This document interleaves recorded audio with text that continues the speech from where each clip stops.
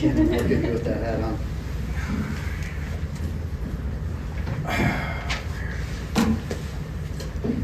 Well, I'd like to start with our recruits, but I think I'll start with our team since I haven't talked to you since our epic loss. And I say that because it was disappointing. But as I looked at film, believe it or not, it wasn't quite as disappointing. He did a decent job defensively, shot 36.5%. He shot 27% from the three, and that is after, I think it was 2 for 4 in the overtime. So before that, it was under 25. We had 11 turnovers and 17 offensive rebounds. You can't go 23 for 41 from the free throw line and 1 for 20 from the three. For that, I give them some credit, and I just say we did not play, shoot it very well. And especially at the free throw line. In fact, at either place, it hasn't been the way it's been. So I got to do what I got to do. And I was disappointed in, as I always am. I felt like some guys didn't maybe do the things they needed to do. And so we're going to challenge some people in different ways. If not in the lineup, in the minutes, and we'll see what happens. And I'm not panicking over anything. I'm sure some people want to, I'm not. But I am disappointed that a team that has already shown what they can do a year ago came out and I told you it was going to be a tough game, but didn't have the focus to. The free throw shooting in itself was a joke. It was just, I don't have a better word for it than that. So it's over. Learned from it. A lot of meetings, a lot of film sessions. Got a lot done, but now we got a lot of work to do moving forward. So after practice, after that game, it was nothing but Southern Hill, Indiana. Played St. Louis the same night we played, and a lot of new faces for them as there is for everybody right now. It is going to be one of the hardest things to deal with in these games early, but we've got some film on at least that game, so we're one up on what we had in the last game. They made the CBI last year. They were a Division II power for a long time. They've got a team that is filled with new faces, but got a very good point guard who seems to get them into things. And the rest is a lot of unknowns. And that's about all I can tell you. If I was to tell you the truth, this isn't for bulletin board material. I'm not half as worried about what Southern Illinois does as I am worried about how we respond to, what way we played. So practice yesterday was more about walkthrough and film sessions. Tyson Walker has been a little hurt. We have to report those things now. Is it 3 hours for game time? So I'm giving you the privilege of knowing it 27 hours before game time or whatever the hell it is.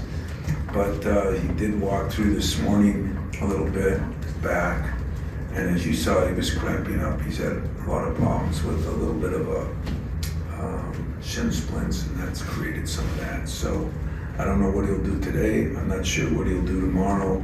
I'm expecting him to play, but I'm not pushing the envelope on anything right off the bat. So we've kind of looked at where we can do a better job ourselves. Offensively, still scored a decent amount of points. But the three-point shooting, we did not feel that AJ got us into things like he needs to. He wholeheartedly agreed, and that's what we're going to do. So if there's any questions on that first, and then I'll get into our recruits.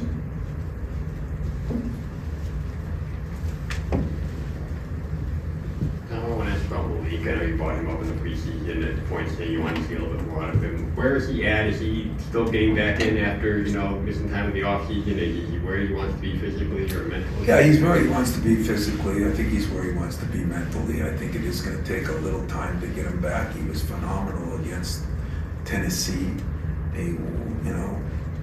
I won't say he wasn't as good, he wasn't as active, and we didn't do a very good job getting the ball. So, you know, I believe most divorces are not always 50-50, but they're not 100-0 either. So, as you can imagine, I took a look at a lot of things on my staff and myself and put some pressure on us that we got to do a better job of getting them the ball in certain places, not just at the three-point line like we did in the last game. So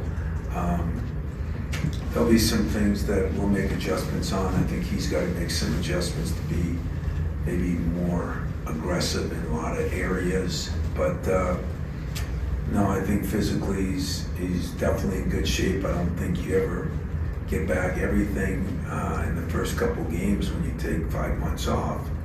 But at the same time, I'm not worried about Malik mentally. I'm not worried about Malik physically. I just think he needs some time and needs to be a little more aggressive and assertive.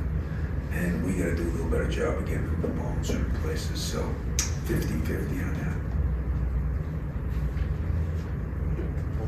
Tom, you got guard rebounds from Aikens, but out-rebounded by 3. And do you have a number in mind in terms of assisted baskets? You've had so many over the years. Yeah, I think you brought it up in the press conference. It's the first thing I brought up to my team. And I got a media guy telling me something that I wholeheartedly agreed with. It doesn't happen very often. But, you know, and that's what I'm blaming us a little bit, but I just didn't think that we did the things we needed to. I think we got north enough, you know, everything was east and west. And, you know, when guys don't make shots, it's hard to get assists. But and there were some good shots, but there were some times that we didn't get into things quick enough or fast enough or well enough. And that was addressed too. So is there a number? Yeah, I'd like it to be 20 plus, you know, but I think it was 13 or 12 or something. That had to be one of the all-time lows, as 1 for 20 was, as, you know, 23 for 37, but when you miss 4 tries of the 1-on-1 in my book, it's 23 for 41. And you know what, guys, you're not going to beat anybody if you do that. I don't care who we play. We're not going to beat anybody if we do that on a consistent basis. And that has not shown that's one thing I will back the players, the coaches. We put a big emphasis on it all summer. We shot very, very well this whole fall, and we shot very well in the night before when we do our thing. And it happened. I mean, Tyson Walker really went 11 for 20. When you think about that, and I think everybody here would agree, you know, all he had to make is one more free throw and you win it. And that's the way I tried to look at it after the fact. But, you know, that team could win or lose tonight. They play here tomorrow at Kent State. That is a good basketball team. You know, it was not an easy game to start out the year with. And so we got, you know, break a lot of records. There's some records that you break the other way, and that was one of them, you know. And we got beat at home, and we got beat by a pretty good team, but we got beat. I didn't like all the effort. I said that after, and then I watched the film, and I still think there was things we didn't do. But you can't shoot like that with the shots we did have, because there were enough good shots to make 4 or 5 threes. And if you do that and make 5 or 6 more free throws, you know, it's a 10-point win instead of a loss. At the 5, we went back and watched what Monty and Cooper and Book did, I guess, kind of. Yeah, we did not do a good job. They were okay. We did not do a good job. We did not get them the ball. We did not put them in a position to be successful. So that falls on me. That falls on our staff. That we got to do a better job of that. They're limited in some things they can do. I was a little disappointed that I didn't think we guarded down there as well, and the rebounding, you know, so when you miss that many free throws, whether this is an excuse or reality, and I really don't care, it takes away a lot of your game, you know. I think we were 2 for 10 in the first 12 free throws, and so all of a sudden everything kind of goes to hell, and I think that happened a little bit. And yet I think we got to do a better job getting the ball. They were open in there at times, and so I'm taking the blame on some of those guys. Is there a positive in the aggression in getting, I think they threw 32 fouls? I mean, there's. Yeah, I think it was big, and I think there should have been more when I watched the tape. It just shows that we weren't very good, and sometimes other people weren't very good. Watch what I say. I'm saving my money. You lose your opener, you might get fired here, so I got to make sure I be careful what I say. But there was a real positive in the aggression of that. I thought we took it to the basket pretty good. I thought we did some things in that respect that was above what I thought we'd hit. All those free throws. Tom, you talked about leadership after the game and kind of challenging some guys. Yeah, I don't like our leadership right now. That's got to get better. And I talked to a couple of seniors about it, and so I think they've done a better job in leading over the summer. That's the ironic part. They've done an unbelievable job with our freshmen, but then didn't do that the other night. And that's some of that's going to fall on AJ. It really is, and he knows it. We spent a couple nights talking about it, and he's done a better job in the summer. He's got to do now a better job in the fall. He talked about that a little bit. I guess where's that? It's kind of been a back and forth relationship. I don't know. What did he say? Just that it falls on him, and he's got to be better. Must be a love relationship. So don't try to pit me against him. It must be a good relationship because him and I are agreeing. He's got to do a better job. He says. I say he's got to do a better job. It sounds like a good deal to me.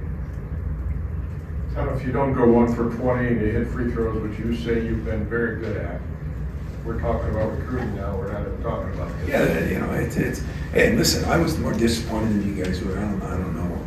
I don't read what you write, and I respect you, but they shoot 37%. We shoot 27 from the three. Getting out rebounded was a little bit of a problem, but we got 17 offensive rebounds. That was a big issue for us.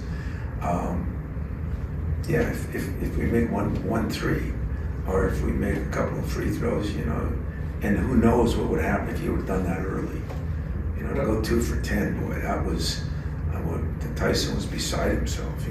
It showed one positive. Tyson Walker missed all those free throws, and still he didn't make a three, and he had 35 points, and he did it within the framework of everything. That's a huge positive, if you ask me. And AJ said you had a good week of practice. His theory was you're not bringing it to the beginning of the games because you had a tough start against Tennessee too. I don't know if 2 games is a test pattern. But is there anything you can analyze about that? You agree with him? What did he say the reason He said was? you had a really good week of practice, but for some reason we're not bringing it to the beginning of games. Oh yeah, I agree with him 100%. And again, it's not picked on AJ. So, I'm pretty honest about my situation, relationship. I'm always honest with you. That's the problem. But I posted up Malik and AJ especially, a little bit Jaden. I mean, that's their job. They're the starters. They're the vets. I mean, I can take blame for some things. No, that's in their hands. They're the ones that have had the experience. I get to coach the game. They get to play the game. There's a lot of times I'd rather play the game than coach the game. So they should take a little. They should question that a little bit and wonder. But it's, the reasons for it. Against Tennessee, we turned the ball over a lot. We did not turn the ball over a lot here. I think we had 6 the first half and 5 the second, which isn't perfect, but it isn't bad. And that didn't cause the problems. We got to the free throw line real early, and we didn't make any free throws, and I think that became a little depressing. And so, you miss some free throws, and then the lead starts growing a little bit. Stuff happens, but I don't think they came out cocky. I don't think they came out, I get a million letters, and your team was looking past your team, well, they weren't looking past. I knew how good that team was. I told you guys, and I told you they were damn good, and they play hard, and they did. And they played very well, and they deserve to win in that respect. But I'm also going to say I'll bet my life, wife, kids, anybody else that I can bet, my 97-year-old mother, that we won't go 1 for 20 and 23 for 41 from the free throw line again. Could happen, but I bet my life it doesn't.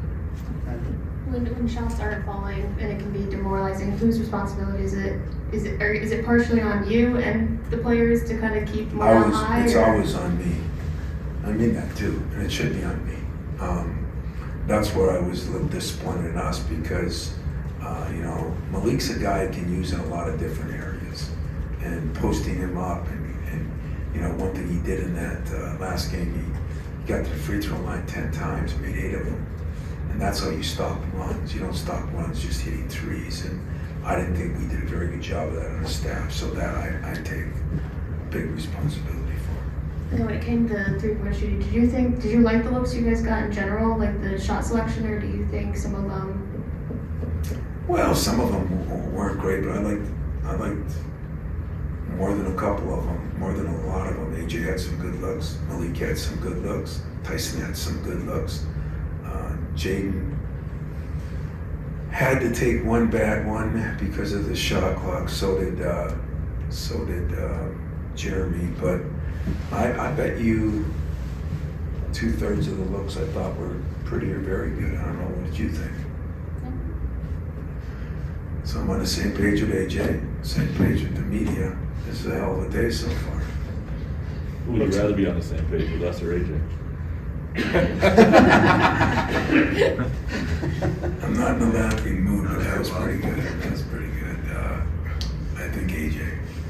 And I am. I mean, let me tell you something real quick on that. You always are going to put a lot of pressure on your point guard, and he gives me reason to, but he also has given me reason to feel pretty good about some things he's done. I think the biggest thing I'm looking for him is, can he consistently do the things you need to do? And that's defend the hell out of people, push the ball, not worry about his three-point shot, get other people involved in the game. That is his job. And he's gonna have to do that job better than we did it the other night. And that's not controversy, that's fact. As he always says to me, those are facts. But this summer, this fall, I think we've had a great relationship. So since you always do ask him, see what he says. If he doesn't say that, I'll be shocked. Talking right here. If Tyson is limited, or let's say for precautionary, you kept him out, whatever, it seems like you have a lot of other options that could take up his minutes. What would you sort of be curious to see, or what are some of those different paths you guys Well, can take to? Trey Holloman is one option there. I mean, we could go Jeremy Fears and do something there. We could go Cohen Carr. Since I played him kind of all over too, but talk about bright spots. I mean, Cohen played extremely well in a lot of ways, and he hasn't been a very good free throw shooter. He's been one of the weaker links in that area, and he did a hell of a job making his free throws. Just now knowing everything he's got to do, because he's almost playing two positions sometimes, because some of these teams went so small, we went smaller, and but hopefully I don't have to use those options, but if I do, I got options to use, and I'll keep that secret. So I have to tell who's injured 3 hours before. Is that the rule now? Yep. So those gamblers can make money. Exactly. I don't have to tell them who I'm playing, do I? No. We'll do one more before we go into the recruits. I'm wondering, you mentioned about not panicking. How difficult is it when you set the bar so high to really kind of tell a fan base that this is really only 1/30th of what we're going to see? Not at all difficult. I love our fan base. In fact, our fans the other night, that was phenomenal. It was an 8:30 game. It wasn't a Big Ten game. They were absolutely phenomenal. But,